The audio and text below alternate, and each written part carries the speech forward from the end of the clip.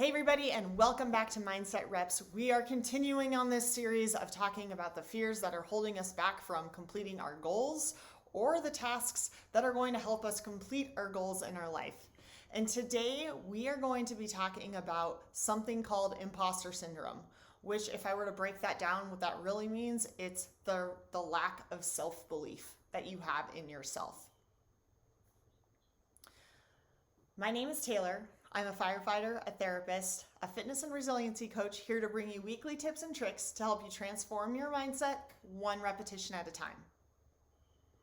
So sometimes where I see this imposter syndrome or this lack of self-belief fit in is when people start thinking things like, I feel like a fraud. I have a lot of self-doubt. Should I really be in this position? Maybe I'm inadequate to be here. And when we start having some of those thoughts, they really can end up in a lot of self-sabotage because we start really believing that we shouldn't be in the position that we're at instead of having confidence that we are where we need to be. People who have this imposter syndrome also feel like they have this fear that all of a sudden they're going to be found out, that they are playing a part and somebody's going to recognize who the real them is and that they shouldn't be there. So it is this lack of self-belief that you have in yourself about what you have accomplished or what you are trying to accomplish, right? So you made that Olympic team. We talked about this last week a little bit, that if that maybe you have this fear of success, right? You have this fear of success that you shouldn't be on that varsity team, that you shouldn't have the promotion that you got, you shouldn't have be on that Olympic team that you're on. You got promoted to be a detective if you're in law enforcement, and maybe you're going to get found out that you don't have the skills that you feel like you really need in order to be in that position. So what do we do when we have all of these things thinking and that we feel like we're not suited, that we're not good enough? But what we need to do is we need to recognize that you have been chosen for a reason. This is a big deal. You have been chosen for whatever position it is that you are in for a reason. Somebody saw something in you that allowed you to get that promotion. They saw all of the candidates. They chose you. They chose you to get that job.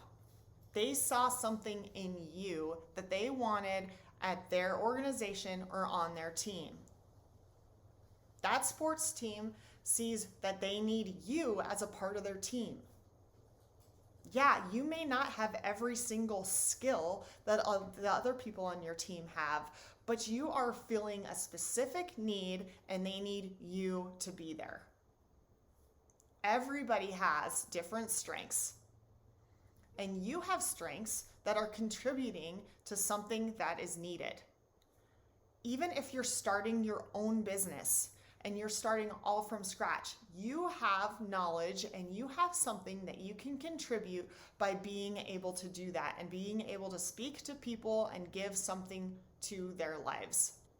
We often think about how far we need to go in our life, all of the things that we feel like we need to accomplish to be the best that we can do. I have all of these weaknesses that I need to work on, whether it's in the gym with your sport or if it's in your career or if it's in your life. Maybe it's even being a parent. I have all of these things that I want to be better at, that I have to work at.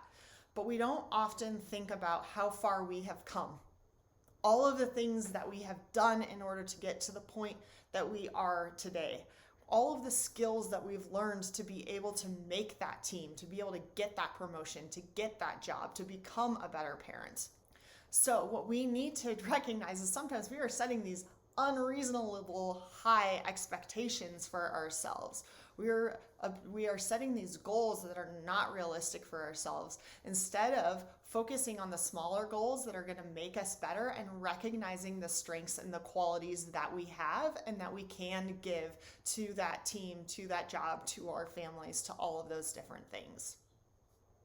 So this week, what I want you to do is I want you to really reflect on where is it that you want to go and really look at where you have come from and spend some time giving yourself some credit and being proud of the things that you have accomplished in your life and some of the strengths that you do have to be able to add to that team, to that job, to your family.